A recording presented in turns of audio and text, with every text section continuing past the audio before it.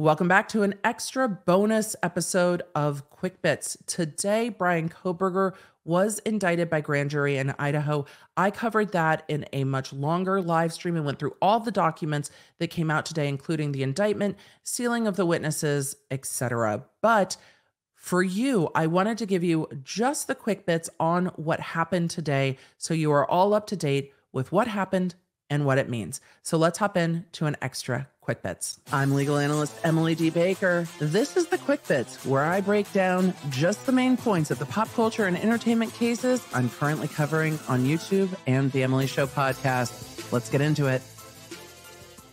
What has happened today?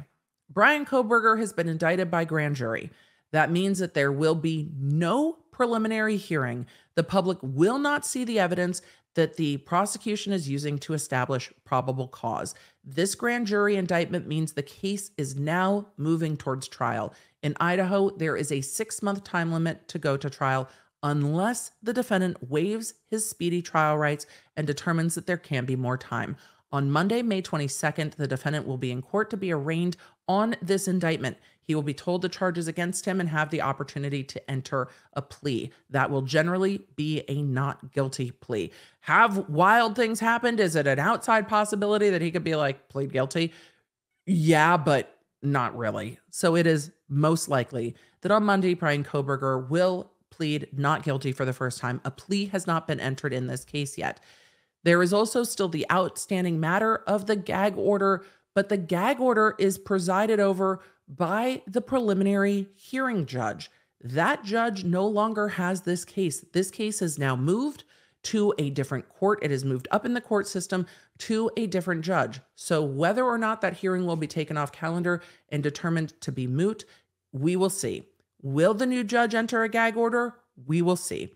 But what we have seen is that there is already a courtroom conduct order, and the courtroom conduct order indicates that this will not be live streamed contemporaneously, but that video will be allowed.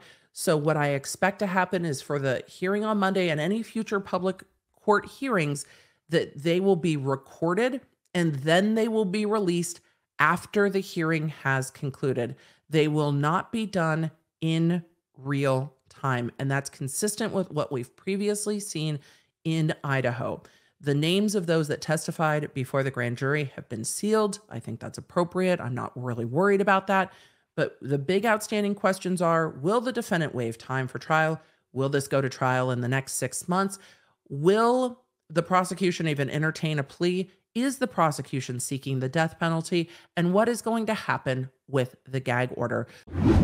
Thank you for joining me for this bonus episode of Quick Bits. Hopefully it was helpful. If you have any questions and you are on YouTube, drop them in the comments.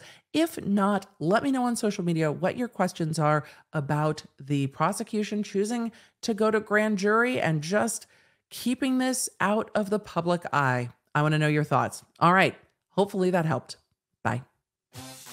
For deep dives into the stories that I covered here, you can find them on my YouTube channel at The Emily D. Baker and The Emily Show podcast. I stream every Tuesday and Thursday. The podcast goes live on Wednesdays. And if you want more Law Nerd community, come join us at lawnerdsunite.com.